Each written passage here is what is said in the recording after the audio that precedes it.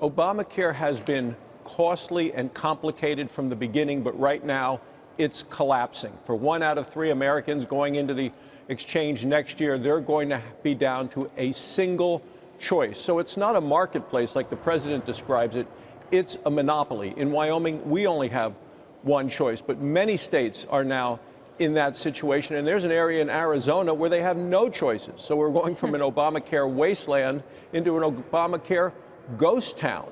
So the increases have been terrible, and they're going up much, much more next year. Lots of people are going to lose their doctors. The website is even taken down, the Obamacare website, the point where if you'd like your doctor, you can keep your doctor. That is gone. And 2 million people who bought insurance on the exchange this year, because so many companies are pulling out, are going to absolutely have to change insurers, and many people change their doctors. You know, Senator, watching the news last night, I saw the latest Zika, Harry Reid saying one thing and Republican, and I saw Mitch McConnell saying something else, both pointing fingers. I mean, I think the American people are looking at this and saying, these guys are crazy. I mean, but in the Republican plan, though, there was the last thing that it seemed so out of nowhere. The last provision that was stuck in there had nothing to do with Zika or anything else. I don't remember what it wasn't. It had to do with family planning. No, it wasn't that one. It was something. It was something even more out there than which agencies would get the help.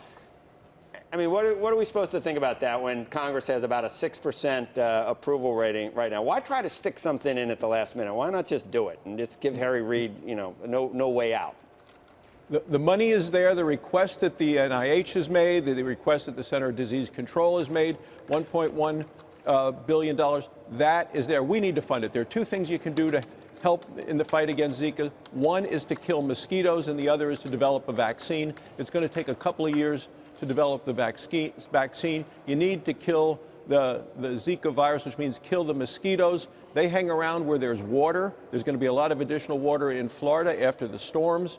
So it means spraying for mosquitoes, and yet the environmentalists are saying, oh, no, we don't want to spray in that area. It might affect the water. Well, it's to kill the mosquitoes. Right. So we need to get this done. The Democrats continue to filibuster. The money that you referred to, part of the debate is, should this money come from other agency spending?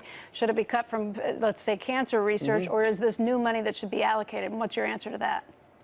Well, this is money that actually ought to take it from other areas. We put all this money into Ebola. So much of it has never even been spent, not been used, not been planned for. That money's been allocated now. There is money.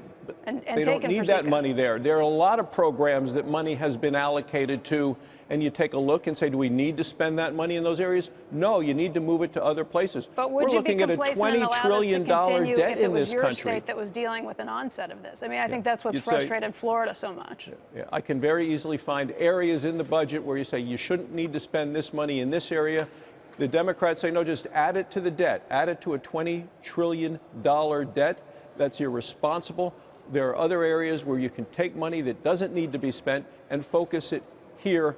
I think we need to pass this. I voted for it. This passed before the break. 68 people voted for it in the Senate. We've come back. Harry Reid wants to filibuster. He's being very obstructive, which is all part of his plan to try to take back the Senate that he lost because of the mandates of Obamacare, which has been so unpopular around the country.